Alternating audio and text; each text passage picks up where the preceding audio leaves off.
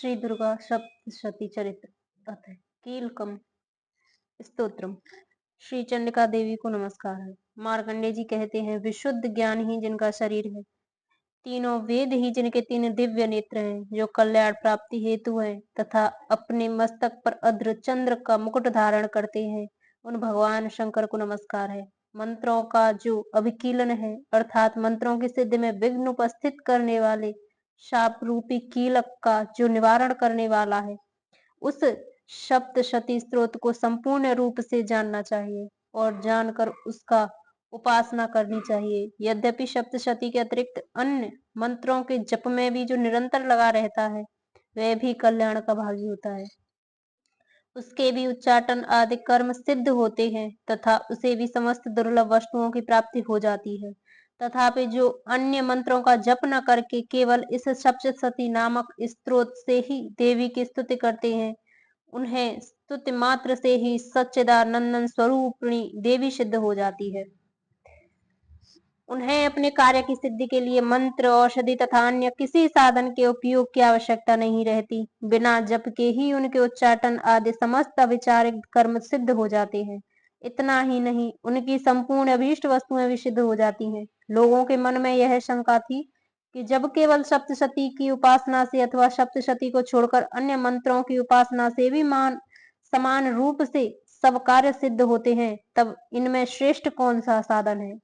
लोगों की इस शंका को सामने रखकर भगवान शंकर ने अपने पास आए हुए जिज्ञासुओं की समझाया कि यह सप्तशती नामक संपूर्ण स्तोत्र ही सर्वश्रेष्ठ एवं कल्याणमय है। तदंतर भगवती चंडिका के सप्तशती नामक स्तोत्र को महादेव जी ने गुप्त कर दिया। सप्तशती के पाठ से जो पुण्य प्राप्त होता है, उसकी भी कभी समाप्ति नहीं होती, किंतु अन्य मंत्रों के जप पुण्य की समाप्ति हो जाती है।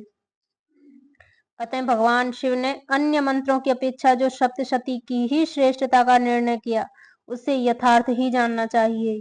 यह अन्य मंत्रों का जप करने वाला पुरुष भी यदि सप्तशती के स्तोत्र और जप का अनुष्ठान कर ले, तो वह भी पूर्ण रूप से ही कल्याण का भागी होता है।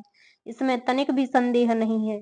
जो साधक कृष्ण पक्ष की चतुर्दशी अथवा अष्टमी को एकाग्रचित होकर भगवती की सेवा में अपना सर्वस्व समर्पित कर देता है और फिर उसे प्रसाद रूप से ग्रहण करता है, उसी पर भगवती प्रसन्न होती हैं, अन्यथा उनकी प्रसन्नता नहीं प्राप्त होती। इस प्रकार सिद्धि के प्रतिबंधन रूप कील के द्वारा महादेव जी ने इस स्तोत्र को कीलक कर रखा है।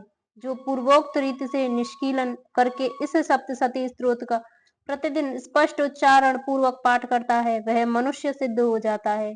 वही देवी का पार्षद होता है और वही गंधर्व भी होता है। सर्वत्र विचरते रहने पर भी इस संसार में उसे कहीं भी भय नहीं होता। वह अपमृत्यु के वश में नहीं पड़ता तथा देह त्यागने के अनंतर मोक्ष प्राप्त कर लेता है। अतः कीलन को जानकर उसका परिहार करके भी सप्तशती का पाठ आरंभ करें। जो ऐसा नहीं करता, उसका नाश हो जाता है। इसलिए कीलक और निष्कीलन का ज्ञान प्राप्त करने पर ही यह स्तोत्र निर्दोष होता है और विद्वान पुरुष इस स्तोत्र को निर्दोष स्तोत्र का ही पाठ आरंभ करें। स्त्रियों में जो कुछ भी सौभाग्य आदि दृष्टिगोचर होता है, वह सब देवी के प्रसाद का ही फल है। अतः इस कल्याण में स्तोत्र का सदा जप करना ही चाहिए। इस स्तोत्र का मंद स्वर से पाठ करने पर स्वल्प फल की प्राप्ति होती है और उच्च स्वर से पाठ करने पर पूर्ण फल की प्राप्ति होती है।